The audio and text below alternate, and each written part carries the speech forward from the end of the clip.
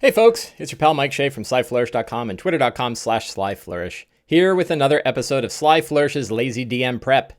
In this weekly show, on Sundays at 10 a.m. Eastern Standard Time, I go through steps from Return of the Lazy Dungeon Master while preparing for my Sunday D&D game. If you are not familiar with the steps from Return of the Lazy Dungeon Master, you can look in the links below for a free preview from the book, and also for links to a series of YouTube videos in which I go through each of the steps in detail. However, you're probably very likely to follow along.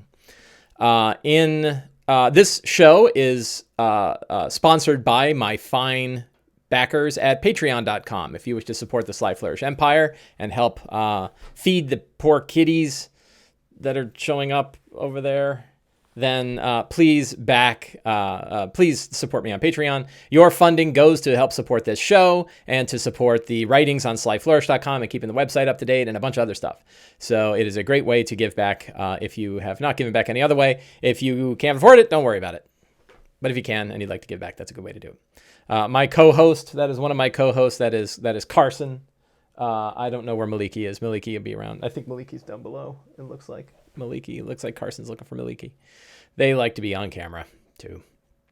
So what do I have to say? If you are in chat, please say hello. It looks like Grant Ellis is here. Hello, Grant. Good to see you. Gondolar is here.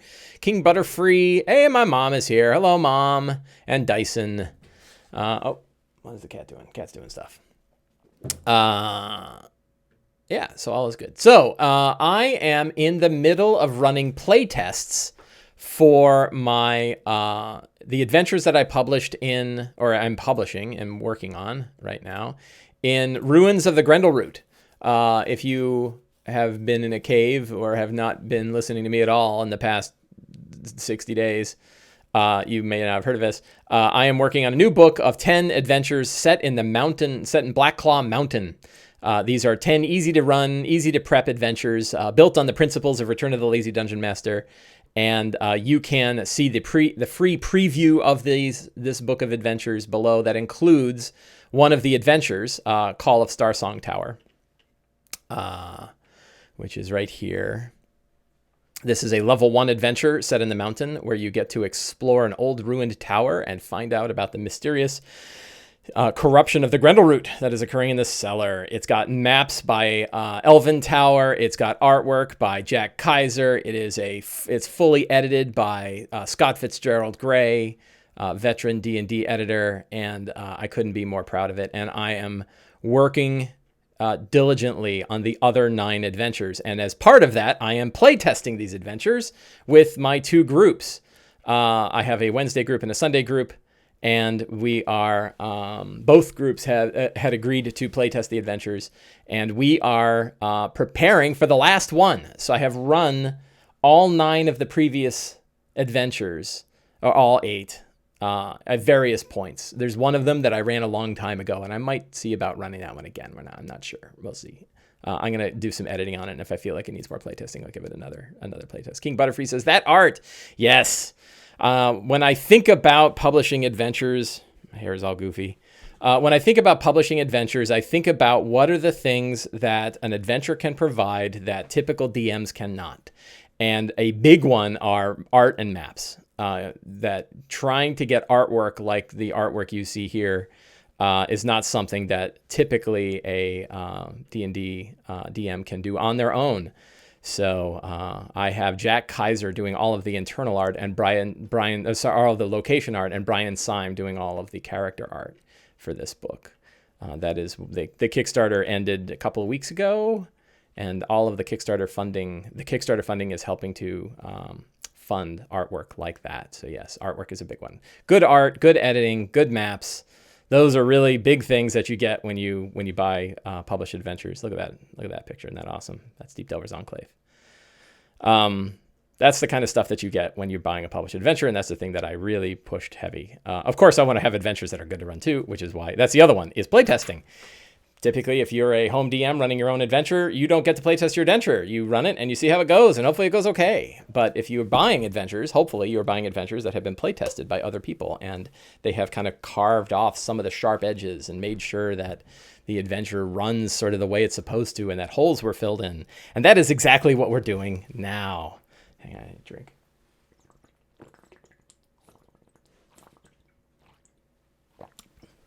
It is once again super hot here in Northern Virginia, and hot in my basement as well.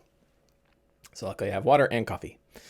So today I am playtesting the adventure Seed of the Black Cathedral. The artwork for Seed of the Black Cathedral is down there. This is the last adventure in the book. It is designed to be kind of the finale. Shadzar says, I prefer my books to have sharp edges. I don't like rounded corners. They don't get as dog-eared, but easier to turn the corners. Yes. Something like 97 degrees here. Yes. Poor Grant and I are suffering with the heat. I don't think it's quite 97 yet, but it's going to be. I have my rag mop myself off while I'm doing my show. That's becoming. So last week I ran Throne. What was it? Vault of the White Queen. Let's see. I don't have the PDF for it. I already got rid of the PDF. And in that adventure, if you recall, the characters had to go to the town of Redstone or go through a. They ended up going to the town of Redstone.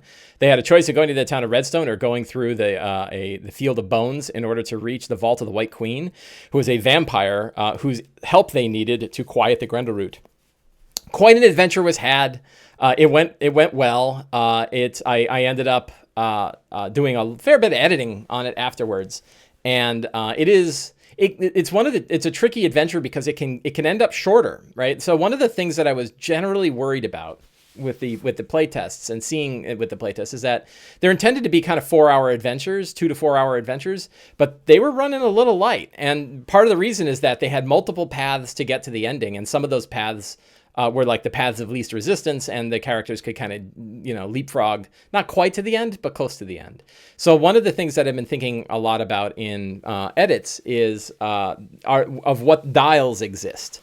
So a dial is a way for the DM to extend or contract the adventure to fit the time that they have. So these are intended to be one-session adventures. DMs, of course, are free to expand them out into multiple sessions, but generally they're expected to be one session. Grant Ellis says, I'll play Karen Greyhat for you. I don't know if you've seen, Grant, have you seen this one yet? Have you seen, were you on the list were you one of the folks that saw the previous? If not, you'll get them all very soon, but these are fun. These are fun adventures, I hope. And I know you've run mine before, and you've run a lot of adventures at cons, so you'd be a good guy to hit up. So Grant knows this.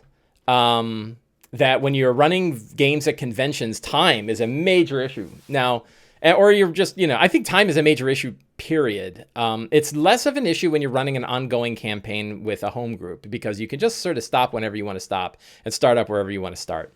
But if you're running like single session adventures, and these are designed to be single session adventures, then time is always something you have to be wary of.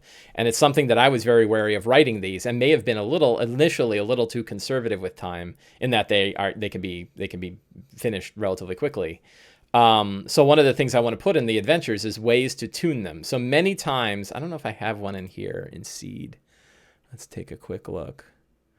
I don't yet, but in many cases I have it where I know I have it in Starsong Tower has it. If you go to Starsong Tower and you look at some of the locations, the upper suites, for example, says creatures. If you wish to include a combat encounter here, 3 skeletons wearing the livery of the Order of the White Sun rise from the rubble and attack. So this is a way, you can include a combat. That's one way to include a combat encounter. And then another one, I think I have, is there zombies in the main room? Where is it here? Creatures. Yeah, so corpses of 3 members of the Bronze of the White Sun are here. 2 of the corpses rise as zombies and attack. If time is running short or the characters have already faced enough battles, you can skip this zombie encounter. So I include this in a lot of encounters throughout the book so that you can see things that are going on in a room, and if you are doing fine on time, you might throw in a battle. If things are running a little long, then you can cut them out. So that's like an example of a dial. 2 other adventures I have. I don't know why I'm talking about all of Grendleroot, so don't worry, we'll get into game prep here in a sec. 2 of the other adventures I have, and I'm hoping to try to fit something like this into other adventures, have like a villain or an ally that you have to find, and the villain and ally can move around in the place. So you may not, it's sort of like a moving MacGuffin, right? It's a thing that you need to acquire, either a villain you got to beat or like an NPC you have to find. And the DM decides where you find the NPC, which means you can tune it exactly as you need to have them find the person, find the person or find the villain when time allows. And that lets the characters kind of explore the area a little bit more if they've got time, or you can condense it way down. Vault or Spire of Violet Falls and Tomb of the Forgotten God both have dials like that. And I'm trying to think if there's other ones that do. So otherwise there's other dials like adding an encounter on the trip. The trick with that is, so I've got like I can show it here. Exploring the mountain. So I have a chapter here called the Blackclaw Explorer's Toolkit. I was just editing this yesterday. It took a long time to edit because it's like a 7,000 word chapter. And the idea here is that while the characters are traveling through Blackclaw, you can roll on a series of tables to come up with a place. So you can roll a d20 and say you find an uncovered burial cairn, which is a recent dig, uncovered a cairn of a primeval hero. You can then add a feature to it, like an angelic statue. So there's a burial cairn with a crazy primeval angelic statue sitting on top of it. You might add a environmental effect like strange whispers. So there's strange whispers coming from this burial cairn with the strange angel statue on it. And then you'd roll, somebody roll a D100 for me. Who's got a D100 there in chat? Let's see what kind of terrible encounter you encounter at this burial cairn. 67. Grant's on the money, man. Tell you, Grant's always got his thumb on everything. 67. So mimic statues. Oh, I love it. Oh, see, Grant, you come up with the best encounters. So you're at your uncovered burial cairn to a primeval hero. There are angelic statues on either side, and there appears to be a treasure chest sitting inside the burial cairn with two statues on either side, and everyone's like, "Oh man, that must be a mimic." And it turns out the statues are mimics, and you're attacked by mimic statues, right? So that's cool, right? And maybe there's little clues like, why are the statues, they seem newer than the cairn? Like, that's bizarre. I want to examine it. Oh God, the statue grabbed me and now it's a mimic, right? So that is an encounter that this fine chapter helps you generate that you might discover on your journey to a place. The whole chapter, it's a great, I'm sorry. Pardon my egotism. I don't know if it's egotism. I don't know. I worked really hard in this chapter. Like I spent all day yesterday writing this or editing this chapter. So the chapter has, it's essentially like that encounter that we just whipped up. The burial cairn, the primeval burial cairn with the angelic mimic statues and the strange whispers is, I think it's almost millions. There are many, many variants of things like that you can generate with these combined tables. There's 20 different chambers. There's 20 fantastic features, 20 environmental effects. So that's 2,400, 8,000. 8,000 times 50 is what, 4 million? I think that's 4 million. Do I have that right? What's 8,000? No. That's not 8 million. It's a lot. Did I have that right? 2,400. 400 times 20 is 8,000. 8 times 4. 8 times 5 is 40. Yeah, it's like 4 million. So it's a lot of variants of different encounters that you can have in all sorts of different situations. And this whole thing is generated. Oh, and then if you want to throw some Grendleroot mutations on them, maybe maybe the mimics have Grendleroot claws, which means they hit for an additional 3 slashing damage on each hit. So lots of different things you can do. And then there's all Grendleroot weapons and relics and things that you can generate on the fly. So this, if you are familiar with the Lazy DM's workbook, this has a lot of similar stuff to the Lazy DM's workbook, but they are all tuned around things going on in this mountain. So it's a whole chapter. If you remember the Waterdeep City Encounters book that Will Doyle and James Hake and James Intercasso and a bunch of other people worked on for Waterdeep, I used that heavily as inspiration. I loved that book when I was running Dragon Heist, and I used that heavily as inspiration for this chapter. So it's a big 8,000 word chapter. This was one of the stretch goals for the chapter. So thanks to the people that backed it on Kickstarter were able to add this chapter. Anyway, so this is another dial, right? You can use this to add an encounter or two along your journey if you think that the adventure itself is going to run short. The problem is you don't know if your adventure is running short in the first couple of hours. You know if it's running long or short in the last couple of hours. So the dials need to really exist at the later half of the game. So in the last game, when they were facing off against, when they went to Redstone, they did have an encounter along the way. They, I think they faced, I can't remember what it was, shadows or something that they faced when the Grendleroot went crazy. Oh, wolves, like crazy Grendleroot enhanced dire wolves. And that was really nasty. So they had one fight there, and then they found a place along the way, but I didn't throw an encounter. One nice thing is if you want to use these chambers, you can use these chambers and not have a monster. So you could have a charnel pit with a glyphed obelisk in the center of it, right? And now you're just using 2 of the tables, but you're like, wow, a charnel pit with a glyphed obelisk in it. What's going on with this? And you can have like, oh, maybe, this is a good way to learn secrets, or it's a good way to sort of enhance things. And you don't have to have monsters there. And now you've taken what would be like a 45-minute combat encounter and turned it into a 10-minute investigation. So you can use the things in this to kind of tune it. And these are all like tricks that you can use in all your D&D games. It's not specific to this stuff. But if I'm a huge fan of using randomness to sort of generate places. And they're a good way if you want to sort of extend your game 10 minutes or so, or contract your game. Really, it comes down to adding or reducing monsters is a big one. That's not the only dial, but that is certainly a dial that can matter. So if you ever feel like a game is getting too long, just remove the monsters from it, and it becomes an exploratory scene instead. They can kind of learn something there. And it speeds things up. If you are running like organized play games, I highly recommend doing that in the final couple ones because they almost always go long.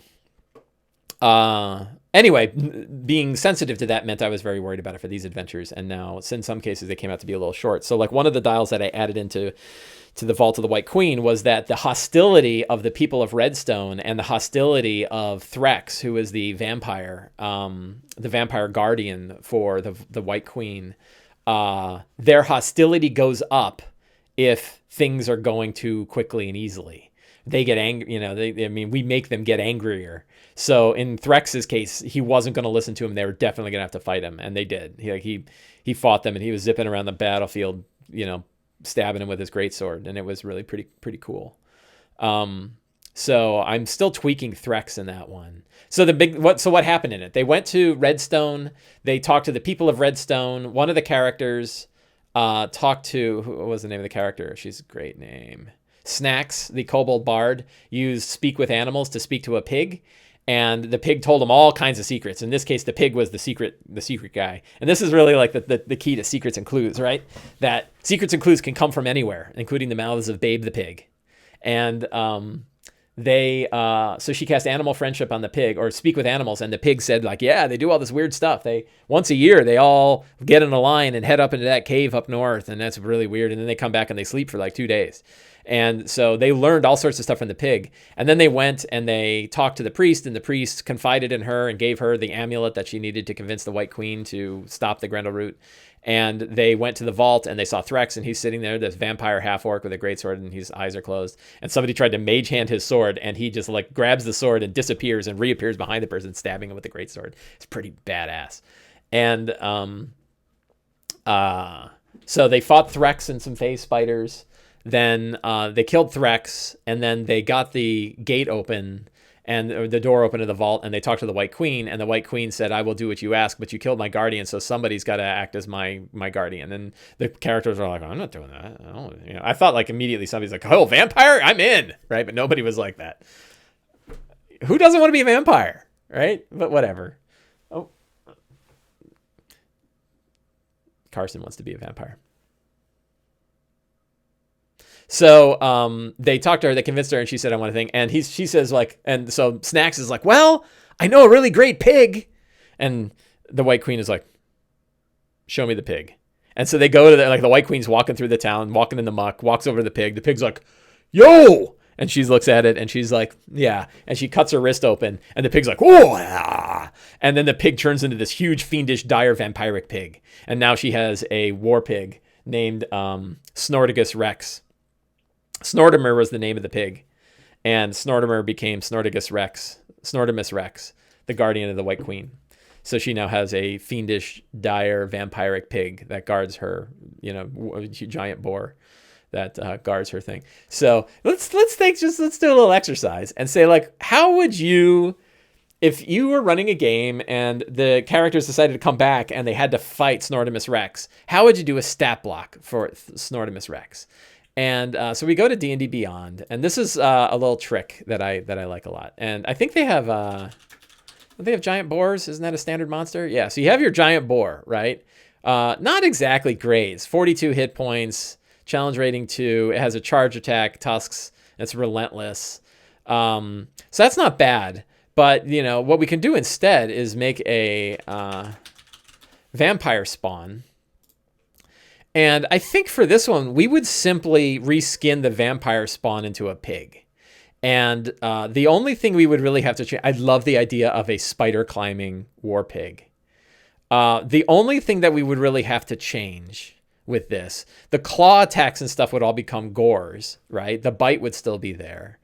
And it could sort of grapple with you could still have it sort of grapple with its, or like pin somebody down. So in this case, like when we think about combining a couple of stat blocks, like a vampire and a giant boar, I love this, right? How ridiculous is this? But this is what happens. This is in D&D, man. D&D, you never know if you're going to have a vampiric war pig, a vampiric dire boar. Is there a dire boar? No. It's just giant boar. So in this case, we just add the charge attack, right? You might add the charge attack with a bite or something like that, or might have it charged and then still get its extra attacks otherwise. But otherwise, you know, and maybe increase the melee damage it does to the 2d6 plus 3. If you wanted to increase its damage. Yeah, so you might turn the 2d4s to 2d6s and give it 10 instead of 8 damage, right? So we just created a vampire, dire fiendish vampiric war pig. Just by essentially reskinning the vampire spawn. And that's really all you need to do, right? This is like when we're running a home game, we don't need to like rebuild monsters and sit around in a builder building things. Just grab some stuff and go. So Into the Spider-Verse, Spider Pig from Into the Spider-Verse, yeah. Was it armed or armored in any way? You know, you might, but like an AC 15 is pretty good. What's it? The boar's 12. So you just give it the vampire spawn, natural armor. That it's slightly, and it's got everything else. And it's pretty tough. You know, CR5, vampiric war pig. Does a little bit more damage than normal and has that gore attack. But you don't have to change a stat block. You just go grab a couple things and go. So I'm a big fan, and recently this is something I've been excited about, is not just reskinning, but reskinning, taking two monsters and mashing them together. You know, how would you create a, you know, like a hellish dragon? You know, like what would a dragon get if it was, you know, kind of half demon or half, you know, a devil, you know, a devilish dragon. And, you know, mostly it's just take a couple of the traits from one of the things and give it to the other. So there isn't really templates in 5th edition as much. There's a couple, like the Shadow Dragon. The Shadow Dragon has a template. It doesn't have it in here, but hang on. Dragon Shadow. So go to the monster manual. Oh, come on.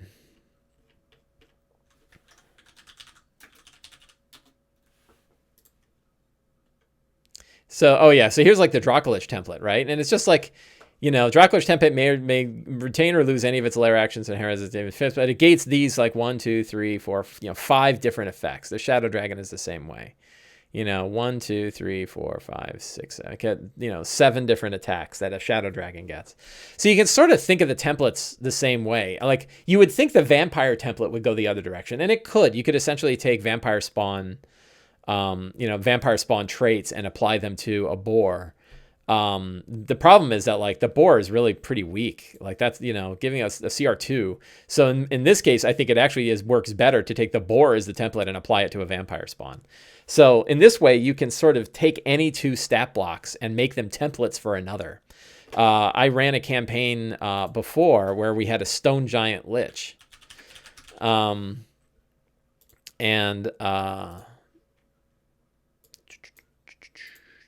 go away.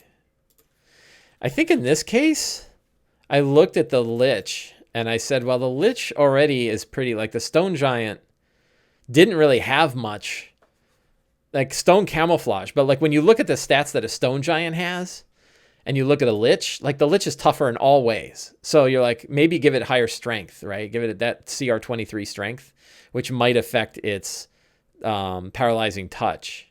Although I'm not sure, because plus 12 is already pretty high. I don't think it's paralyzing touch is really going to have much of a difference. So in this case, you could just take the Lich and call it a Stone Giant Lich and you're good. Like the Lich is powerful enough that the Lich can be pretty much any race, and it works well. So anyway, that is a trick for, I didn't need a stat block for the boar. They're not about to go fight the boar, but it worked really well. But it was a fun way that the adventure went into a totally different direction. So it can work. But today we are running the adventure. Oh, did I lose it? Where is it? Here it is. The adventure Seed of the Black Cathedral. So as I mentioned, this is the ultimate, the finale of the book. You don't have to run it. It's just like all of them. It's a standalone adventure, but it's intended to sort of be the conclusion. And the reason why is you actually could potentially see the Grendleroot. The Grendleroot is in it. So the adventure surrounds a situation in which a well-respected member of Deepdelvers Enclave, Alvanna Heverax, word comes back that she's a murderer and that she murdered her entire adventuring party because she wanted the power of the Grendleroot for herself. And she has found the cradle of the Grendleroot, which is known as the Black Cathedral. The Black Cathedral is a structure, a consciously made worked stone structure that is as old as the mountain. It is millions of years old. And it seemed to have been built by these creatures known as the caretakers. The caretakers were the ones that studied and transported the Grendleroot through the astral plane before the entire mountain as an asteroid ripped through the astral plane and crashed down to the world and formed Blackclaw Mountain. The Grendleroot is sort of the heart of Blackclaw Mountain. So the adventure starts off when the sole survivor of the White Rabbit adventuring party arrives in Deepdelvers Enclave being chased by animated armors that were sent by Alvanna. And the party has to fight off the animated armors, and they talk to him, and he says, we had this adventuring group and everything's going great, and she was always really driven, but not evil. And then all of a sudden she murdered our whole party. And so and she said that we found the Black Cathedral and she's going in there and she wants to get control of the Grendleroot herself. And everyone in the Enclave is like, no one should have control of the Grendleroot. That's a really bad idea. All the things we've been seeing with the Grendleroot, it's waking up, all that stuff is a really bad idea. So please go down to the Black Cathedral and stop her and make sure everything's cool down there. So that's the seed. That's the seed of the adventure. So our characters today, if we go to our normal bit of return. Oh, I have one other thing to announce 30 minutes into the show, which is Return of the Lazy Dungeon Master. This very book, a book that many of you help support, is up for an ENnie. It is up for the best electronic book, ENnie.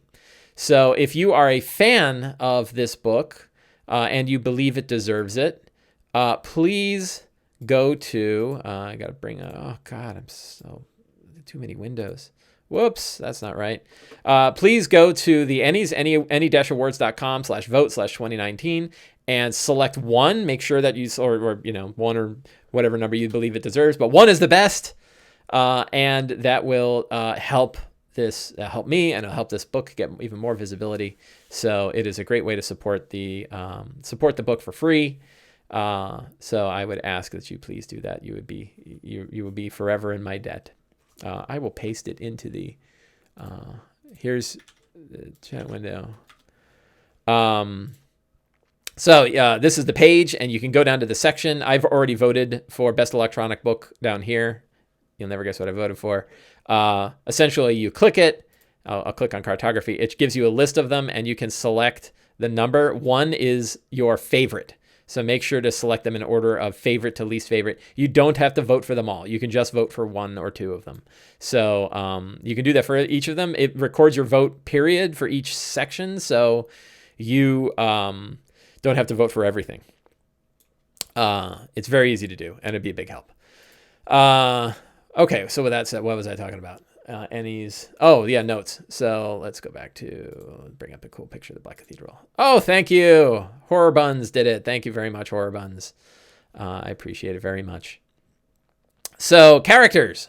In this particular playtest, we have the following 6 characters. We have Little Bag of Sand, a Tabaxi rogue and anthropologist. She is studying the anthropology of Blackclaw Mountain.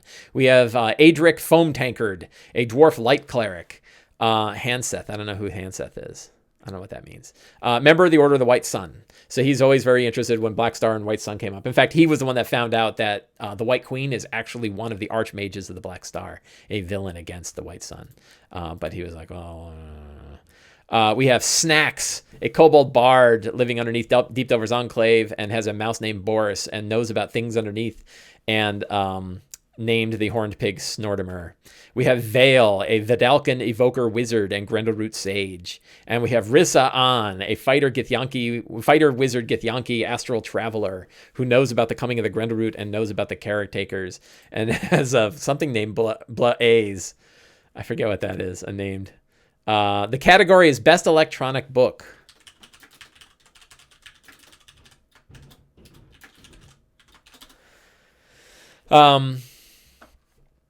So those are the characters, and they fit very well into this, particularly like all of them fit well. And this has to do with the character guide that I sent around. So next week, giving a preview of what you're going to see next week. This is the last show. If you're tired of hearing me talk about the Grendleroot, and I could totally understand if you are, I am totally obsessed with it. But I can recognize that it is not the center of everyone's universe, just mine. That next week we will be starting our Saltmarsh game, and I will be preparing for a session 0 of Saltmarsh. What is interesting about that is I'm already preparing for my session 0 of Saltmarsh for my Wednesday game. I'm once again going to be running the adventure for 2 groups. So you will see a refined version of the session 0 next week, in which we will also talk about the one-page Saltmarsh guide. Which I've been working on. I posted it on Twitter earlier or late last night and early today to get feedback on it. One nice thing about having a lot of Twitter followers is I can essentially test everything. I can put something out, be like, hey, somebody help clean this up. And many people liked it, and it got very heavily retweeted. But then I got a couple of people who said, you're not really focused on Saltmarsh enough. You're talking about the history. I'm like, you're right. And so I edited it this morning and kind of focused it more on Saltmarsh, which is very nice to get that feedback before I send it to my players. So my players are getting big benefits of having hundreds of people look at something before they have to digest it. Anyway, we did the same sort of one-page thing. We did the same sort of one-page thing for Grendleroot, and that meant that the characters are really well tied in with Grendleroot, and it was so much nicer to run that way. Like, God, I mean, it's, I'm the one who talked about it and did it, and I still was surprised by how much nicer it was to have characters who are really tuned around the kind of adventures you're going to run. Like, it's nicer for everybody. They're having fun. I'm having fun. It really is so much better than the idea of people creating characters in a vacuum and then hoping they somehow fit into your campaign. Like you can almost see that. And I imagine, I'm not an organized play guy. I don't know. Do we have any organized play people? I didn't see Navy DM in here this morning. Grant, I think, runs some organized play.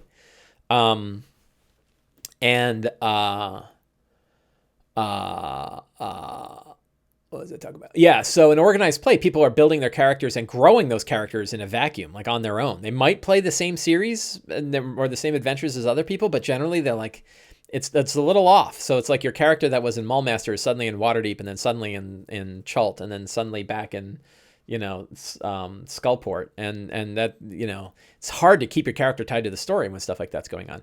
But if you're running like a focused campaign, you can really build characters that are focused around that campaign, and everyone has more of a good time. So you can see by the backgrounds of the 6 characters here that they are tied closely to it.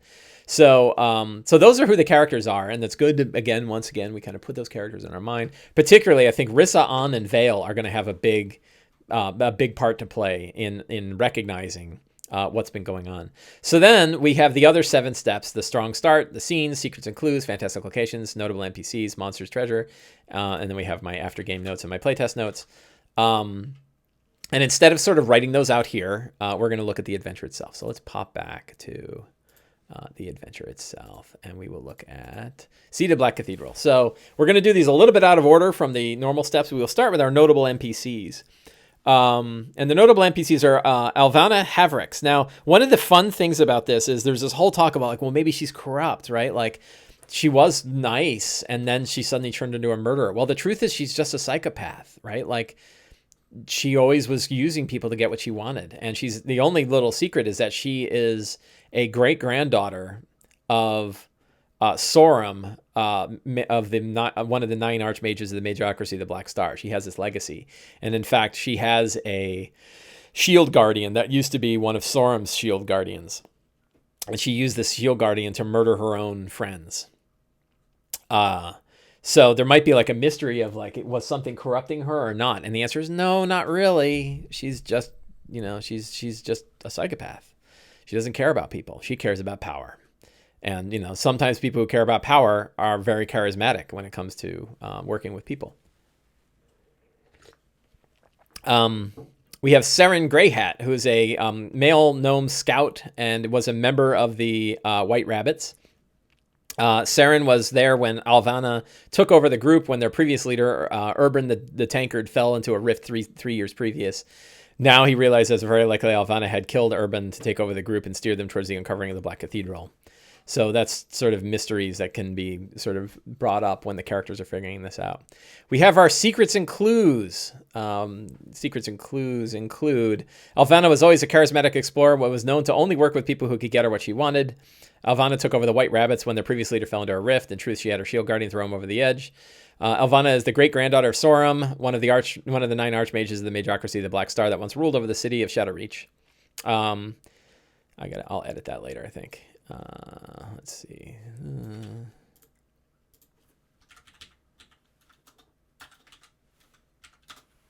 Whoa, I don't know what happened here. There were times when I didn't know that the name of the city was Shadowreach, so I say like the city below Deepdelvers Enclave, and that should just be the city. That should be Shadowreach. Alvanna has spent decades cross-referencing newer maps of the cavern of the mountain with ancient texts of her great-grandfather. Thus, she found the Black Cathedral. Alvanna's research showed her the location of the Black Cathedral, which houses the Grendleroot and the seed that can control it. Blackclaw Mountain is not from this world. It's crashed here millions of years ago, nearly killing every living thing on the planet. The caretakers are a mysterious group of giant humanoid plane travelers who communicate telepathically. They had captured the Grendleroot deep in the outer planes and attempted to study it within the cathedral. The caretakers built the Black Cathedral to both contain and study the Grendleroot. Something went wrong, and the Black Cathedral and the meteors surrounding it crashed to the world from the outer planes. When it crashed to the world, the cell containing the Grendleroot cracked. Ever since, the Grendleroot has sent out its spires seeking freedom. Some believe the Black Cathedral to be the greatest find in the mountain. Others believe it should stay buried. So those are the general secrets. And that kind of spells a lot about what the Grendleroot is too. So in some cases, your Grendleroot may be different than all of this stuff, in which case you can reskin a lot of this stuff to fit whatever it is. But I thought it was better to have something than not. So I think in the initial chapter, do I talk about what the Grendleroot is? So there's a whole section here about what the Grendleroot is, and it makes an assumption about what it is, but it says, here's a whole bunch of different things it could be. It could be that it's an angel trapped inside of a cell. It could be a demon. It could be, a spell that went crazy. It could be all kinds of things. So, and I think that all these adventures still work if you wanted to reskin them around the idea that the Grendleroot is something other than this alien entity from another world. But if you don't feel like doing that kind of work, the adventure assumes that it is a crazy alien seed from another world that grows like a weed. The start. What's the strong start of our adventure going to be? And the strong start is that the bell sounds, music plays, and two grooms, Ralph and Idun, ride atop the shoulders of the cheering members of the Enclave. These are two people that got married. Arlvin, the apothecary, is a facilitated event, smiles at the two newlyweds before his face turns to a frown. Following his gaze, you see a bloody and bedraggled gnome stumbling into camp. She killed everyone, she says. My friend, and she killed everyone. And the gnome collapses as 4 suits of animated armor come up, one of which stands over him and draws a sword, getting ready to cut him down. The characters will have to get involved fighting the animated armors. And when they kill the animated armors, Seren Greyhat explains that the leader, Alvanna Heverex, murdered the rest of the party and tells all the things that we got in the secrets. Let's see. Town is in shock. Balin the Beardless asks the characters, please stop her. She's crazy. Adventure hooks. So we have a couple different adventure hooks, but I think those are sort of wired into these particular characters already, which is kind of nice, which is like, if you want to know about what happened to the Grendleroot, the Black Cathedral is the place to do it. Elvana could be somebody that they know. A member of the Order of the White Sun could be like, oh my God, she's an ancestor of the Magocracy, the Black Star. That could be really bad. Like there might, that could be terrible.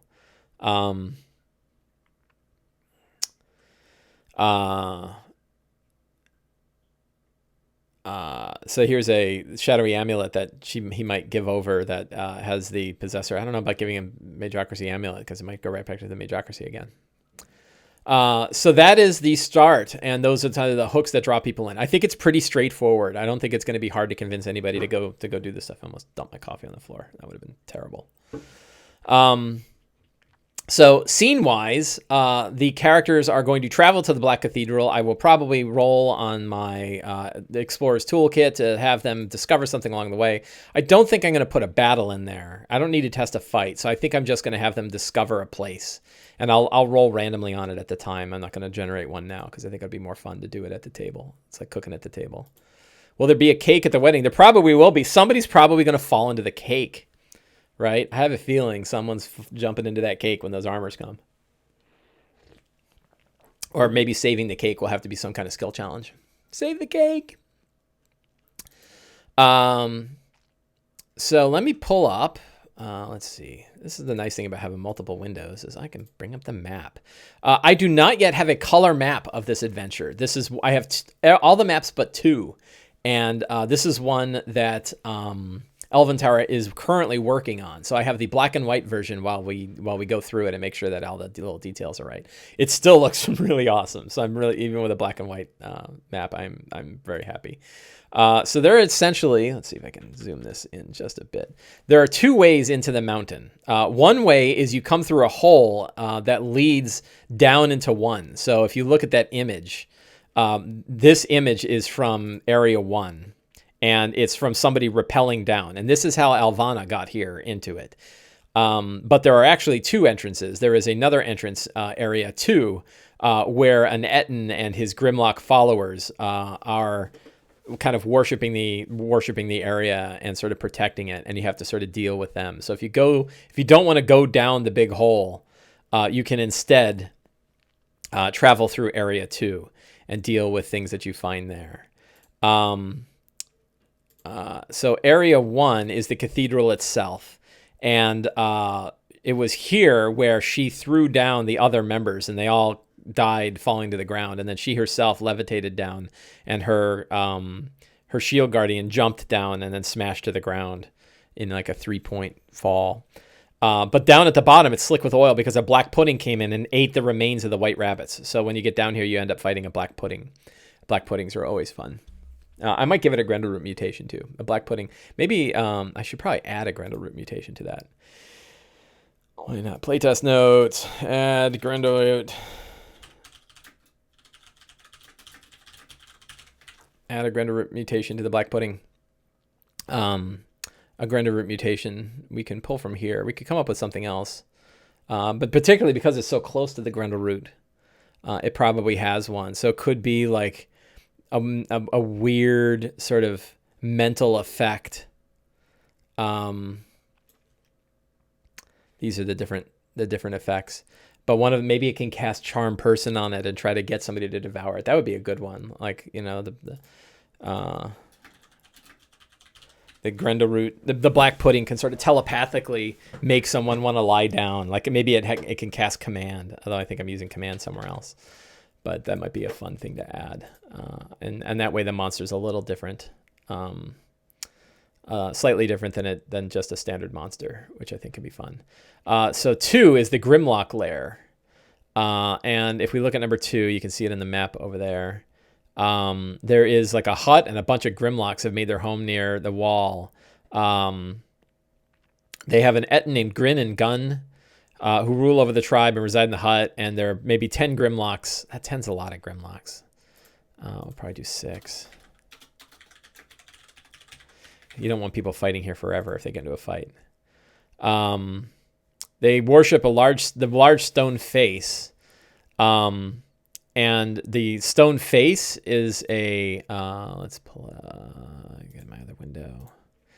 It's cracked. Whoops. So the face is burst open, and there's like Grendleroot spires growing out of the center of the face. And I think that they kind of, and they don't believe they're terrified of the cathedral, so they don't go in it, but they like hanging out in proximity. And they will not willingly let anyone. Maybe they actually have gone in there. Yeah, so I think in the adventure they have gone in there, so they might know things about what's going on in there. And with careful discussion, they might be able to learn what's in there. But then they have to convince them that to go in. So, good opportunity for role playing and a good opportunity for combat if people just want to go into fight. There's discarded corpse with jewels, bloodstained dark elven crown with spikes pointing inward. I like this. A bloodstained dark elven crown with spikes pointing inwards. When a creature wears the crown, they can cast a spell, Crown of Madness, DC 15. Creature that put on the crown to use it, when they do so, they take 1d6 damage as the spikes pierce into their scalp. Once this ability is used, the crown loses all of its magical properties. The crown could be sold for 500 at Deepdelvers Enclave if it's still intact, or 200. It probably should be 100. Edit. I think that's a cool magic item that they could find there, and then sort of discarded. Maybe they have to steal it. So then we have 3, which is the Mausoleum. So this is off of the main area. Is a mausoleum with a bunch of spheres, and the spheres all contain a piece of memory of the caretakers. And if the characters are able to connect with the caretakers, they can learn secrets, and they also might take psychic damage. There's also an angelic statue, and this statue sort of reaches out telepathically looking for a desire of intent. And if the desire is to contain the Grendleroot, then it may open into the Armory. If it is not, then it'll force psychic damage on them. A lot of psychic damage, 21 points of psychic damage. Then you have the Armory. If you get past the Angel, you get into the Armory. And I think this is something where like this could be a secret. So we probably want to add a secret. Because you want people to kind of have an opportunity to go here. And if they just follow the tracks, they're going to skip this room. But if they go into the Armory, the Armory itself, is full of like weapons that the caretakers used long ago, strange weapons. And among the weapons is a Staff of Thunder and Lightning that it still works. Its energy is being staved off. There's a big Grendleroot spire that's kind of burst through. One of the things that I kind of dig is that the Grendleroot spires tend to seek out life and energy. They particularly sought out and smashed through the remains of the glyph titans, who are like this old race that sort of maybe came from the caretakers. And the Grendleroot sort of seeks life and energy, and it pierces through. So it came into the Armory because it felt the Staff of Thunder and Lightning, and it's sort of absorbing energy from the Staff of Thunder and Lightning. I don't get into the details in this, but that's sort of like a little hidden Easter eggy sort of thing, is why the Grendleroot does what it does. And there's a bunch of stuff that you can forge a weird suit of caretaker plate armor if you wanted to. So that's 4. 4 is like the hidden treasure room. One of the things all these adventure has is almost all of them have some kind of hidden room with a piece of treasure in it. That's a secret if you're playing these adventures. Look for the hidden room with the treasure in it. The control orb is number 5. This is a big important room. So there's a big long staircase that leads down to Area 5. Area 5 has these huge statues of armored caretakers, and the sphere of control is number 5. This is a huge sphere that's zipping around with great, tremendous speed, and it seems to be sending like a beam of energy down below, hundreds of feet below, and it's moving with this chaotic move. And the characters can find out that the beam of energy is the Grendleroot is trying to get out, and as it gets out, the beam of energy is controlling the Grendleroot seed. And the seed, it's keeping the seed constantly in check. So as the seed is trying to shift, so is it's trying to shift as well. So there's 3 statues that are intact and 1 statue that is not. And the 1 statue that is not is a shield guardian that has been given greater invisibility by Alvana. She cast greater invisibility on it before she went down. And it also has a fire shield stored within it. So it can activate a cold fire shield. So it is a very dangerous villain where you're taking damage by hitting it. It can move around with impunity, and it's invisible and punches the hell out of people. And has all of the other abilities. So it is a very powerful shield guardian in a really rough state. And she set that there as a guardian, saying, like, I'm going to go down and get the seed. You stop anybody who comes down. If you go off to areas, so there's also area 6 and area 7 from here. And area 7, we'll go to 6. 6 is a multiverse map. So this is a huge chamber. Think Cerebro from X-Men. Huge map that's got a sphere in the center of it, and it projects a map of the planes on the outside. So this is one where if you look at what Elven Tower is going to do, he's going to show like little diagrams of the sorts of different parts of the planes. So our character who's from the Astral Sea will recognize this completely and go like, holy cow, that map is so valuable. Like having a complete map of the multiverse is amazingly valuable. So scholars are willing to pay 5,000 gold pieces just for this map, because you can take the sphere, and when you hold the sphere, it all zips back in, you let it go, and it projects it again, which is why it's a spherical chamber, because it projects it in perfect time. So that could be a very valuable swirling map.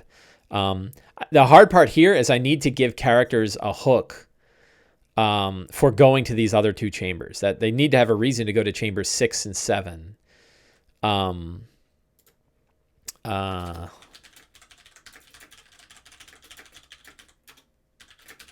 So if you were in chat, this is a tricky bit, right? That if you were busy chasing Alvana and you know that she went down and that she's getting the seed, what would possibly make you want to go to area 6 and 7 before going down the elevator to area 8, right? Like you kind of want the characters to be able to do it, but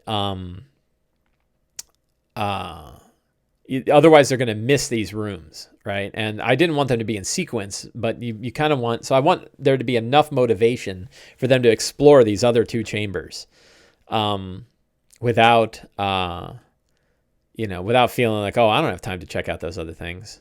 So that's a real trick. So blood smear, so more information to counter her. So 7 knows something, right? And 7... So it's possible that 7 could call out area 7. So let me read area 7 first, and then we'll talk about that. So the chamber of Vim. So Vim is a huge face of a caretaker. Huge stone humanoid face dominates the opposite. Grendleroot spires pierce through the floor, one up to the cheek of the face and up through its head. Again, the Grendleroot is sort of seeking out energy from people. It looks really terrible. Former resting place of Vim, the last of the caretakers. His spirit was moved. I think the caretakers are, they don't have gender. So we'll go with them.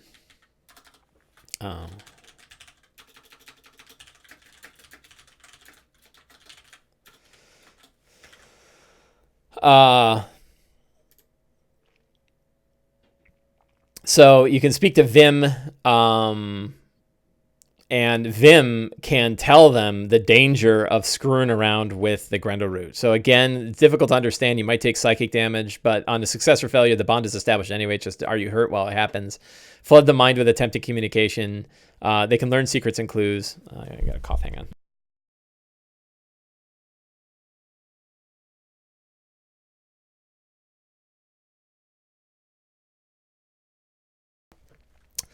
on. So Vim is, I think Vim needs to tell them the danger of what Havrix is doing.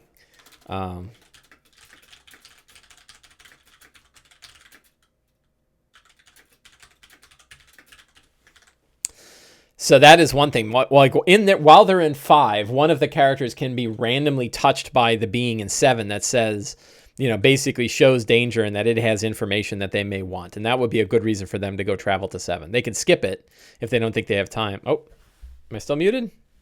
Hello? Can you guys hear me okay? Tell me if you can't hear me.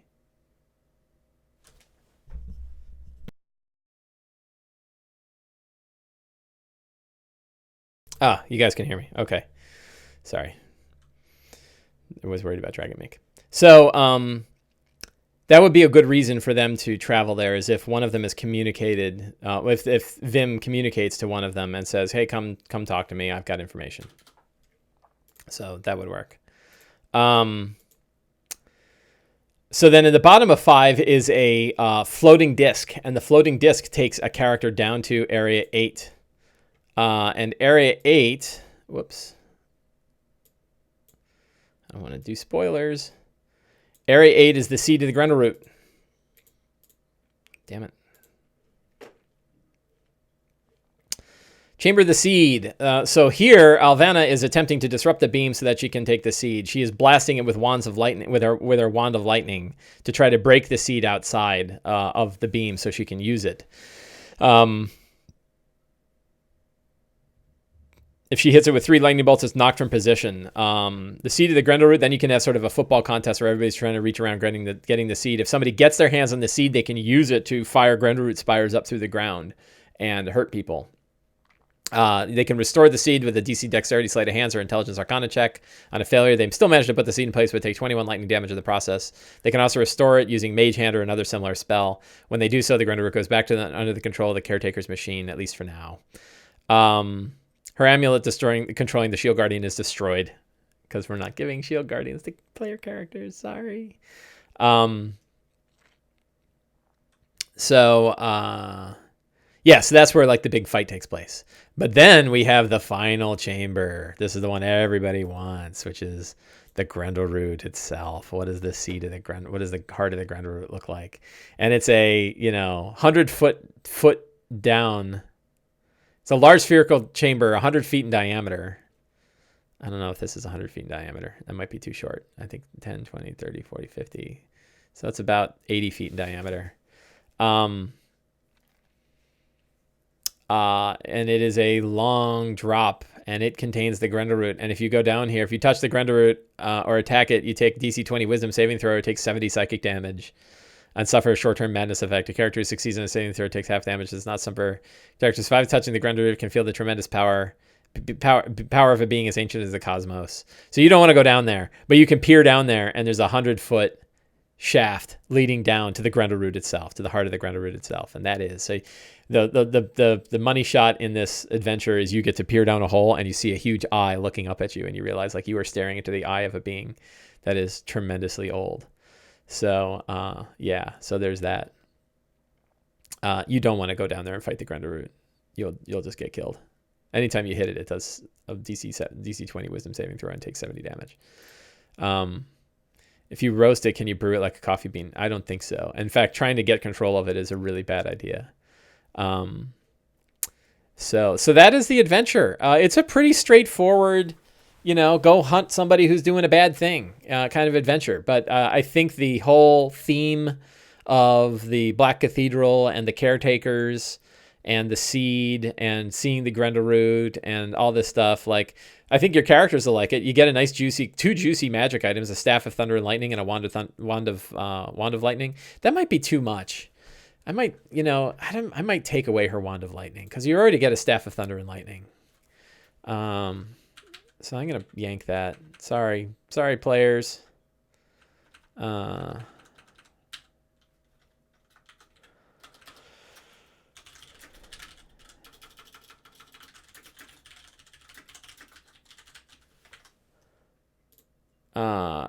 Yeah, she doesn't need a wand. She's got lots of spell slots. This is a 5th level. Awkward 6 says, what level of the adventure? The adventure is level 5. I'm a little worried that will be... So I guess like the Shield Guardian is really the hard part. Like if you beat the Shield Guardian is your level 5 thing. A greater invisible Shield Guardian with Fire Shield on it should be pretty hard to beat. Shield Guardians are really tough. Like, let's take a look at the Shield Guardian.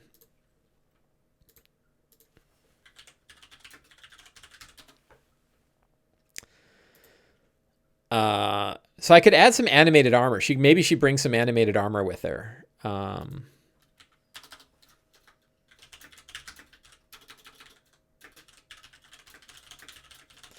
That gives some extra for every new character. Every character beyond 4, she has a suit of animated armor that's with her. So her Shield Guardian is up above, but the animated armor is not. So Shield Guardians are challenge 7. They're higher than a mage. Like, what's a mage?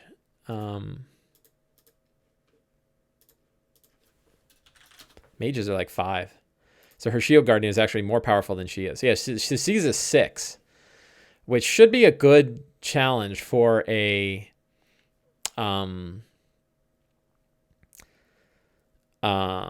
should be a good challenge for for a group of level 5s.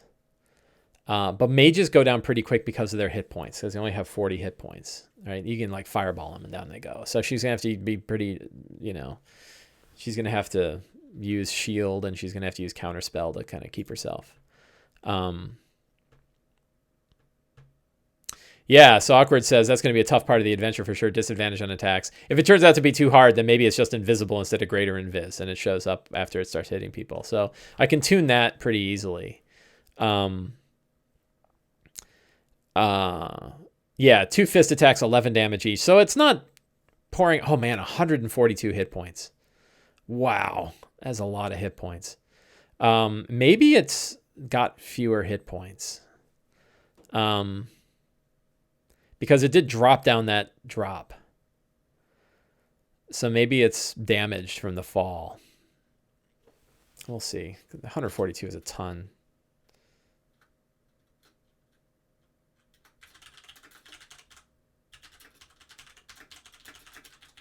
Maybe it only has 100 hit points. So that's a way to tune it. So you want it to be dangerous and hard, but you don't want it to be just a slog and a pain in the ass. And AC 17, 142 hit points is already pretty tough. So maybe it's just invis instead of greater invis. That's probably better. I think we'll just do invis.